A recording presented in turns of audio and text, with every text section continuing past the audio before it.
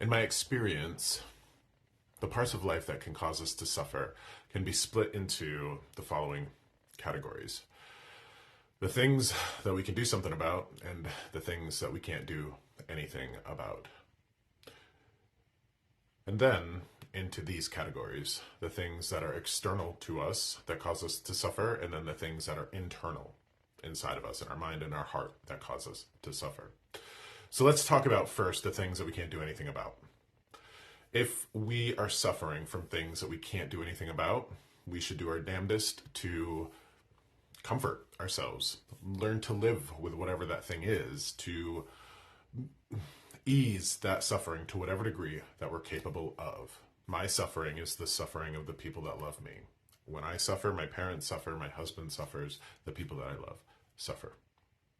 And when they suffer, I suffer as well. So another person's suffering is mine. Okay. But let's talk about the things that we can control. And let's talk about the things on the inside of us that we can control. So my hope is this.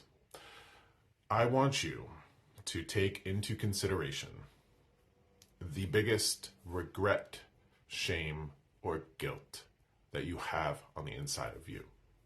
Let's not worry right now about the things that are going on the outside of us, things in our family or in our community or nationally. Let's not worry about that. Let's think for a moment about the things on the inside of you, and let's pinpoint your biggest regret, shame, or guilt.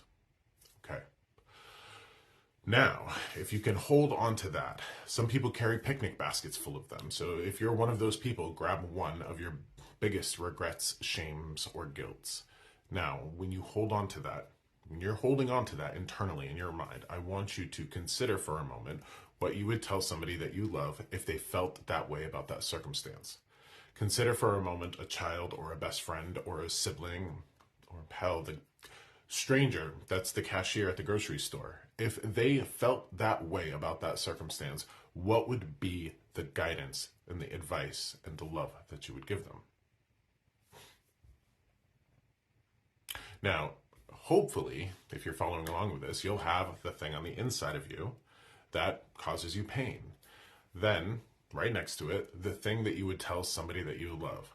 Now, compare and contrast those stories. What you tell yourself about that shame, regret, or guilt, and what you would tell somebody that you love if they felt the same way about that circumstance. Compare and contrast the two. I believe they're going to be different. Inside of you, around that circumstance, is a lie, but also a truth. I hopefully just showed you that you have immediate access to the wisdom that is love. Now, you can choose to walk through this world telling yourself a lie. You can choose to walk through this world holding that burden that you never want another human being to hold on to. What's that going to get you? How is that going to increase your peace or your quality of life? So, if you can tap into that part of you, which is immediate, it's right there. Hopefully I just showed it to you. If you can tap into that part of you, find that part of you, understand that that's the truth and that your suffering isn't necessary, that suffering is not the currency that you must pay to get through this world.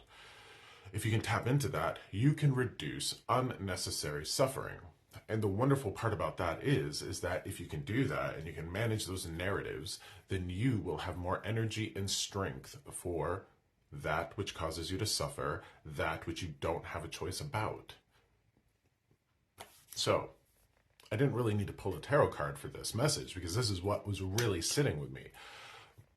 But I did, and I got the Six of Pentacles.